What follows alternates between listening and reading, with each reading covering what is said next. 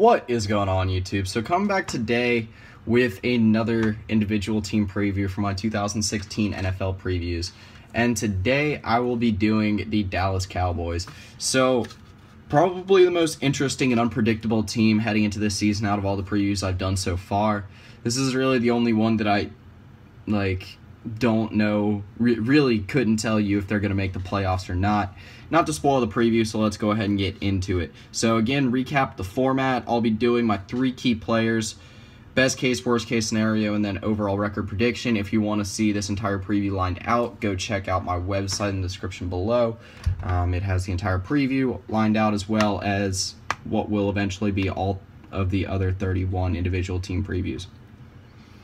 So, let's go and start with the first of my 3 key players. And I'm going to start with Tony Romo. Again, most obvious key player for this team.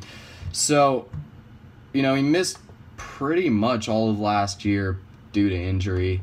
And it hurt them. I mean, obviously it hurt them big. The Panthers game on Thanksgiving last year, I think, was really that final dagger for a Cowboys season that was obviously very disappointing to Cowboys fans going 4-12. This team still has playoff potential left on it. They have an unbelievably good offensive line surrounded by what is a pretty good receiving core. It's not the best receiving core you're ever going to find, but they still have, in my opinion, a top 5 receiver in the NFL in Dez Bryant, maybe top 10 at the absolute least. And then Jason Witten at tight end, even though he's still getting older, still effective. Terrence Williams and Cole Beasley, also 2 reliable targets that they've had for a while. Again, I think if Tony Romo is healthy, they'll have a good year, at least a respectable year, and will compete for another NFC East Division crown. So my second key player is probably been the most talked about rookie. He actually has the highest selling, I believe he has the highest selling jersey during the summer, not just of rookies, but out of every NFL player.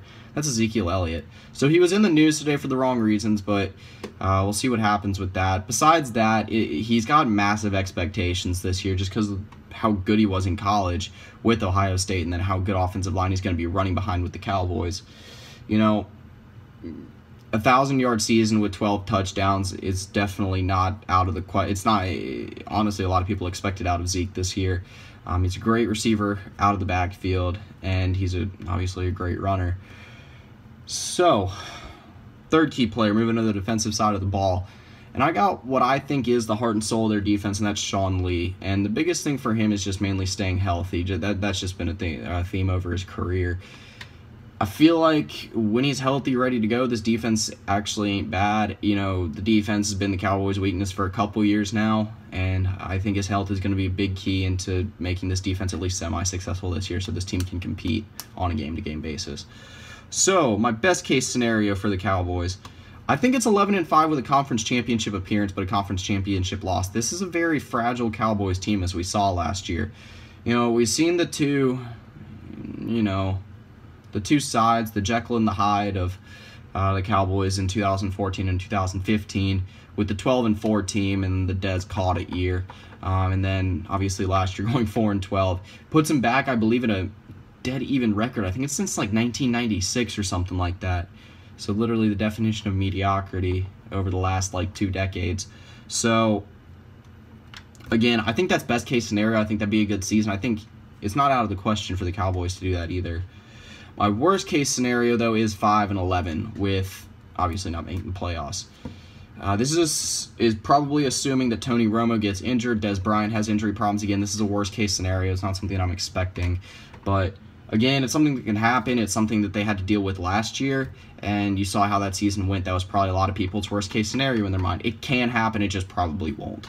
So what would my overall record prediction be? And again, it's the Cowboys. Your mind just kind of jumps to mediocrity. That's just what happens. So I'm going to go to 8-8 just because you really have no idea how the season is going to swing. Like I said, best case or worst case scenario, I think are both even chances that happen. So I'm going to put it somewhere in the middle. Again, I think Zeke will have a great year. I think they're going to look positively into the future with a solid wide receiving core. Maybe pick up another receiver this offseason so they can really lock it down. And, I don't know, maybe make one last push with Tony Romo sometime in the next, 2-3 years. Maybe it might be this year. Who knows? As long as they got that good offensive line, I think they always have a chance. Anyway, that'll pretty much do it for this preview. Something I've been putting in my description a little bit more. Go follow me on Twitter. It's at Andrew Miller SSC. The link's in the description below. Go follow me on my Instagram. It is my Best Campuses account for the Stadium Series Tour. I try to post my best photography and just general best campuses on there.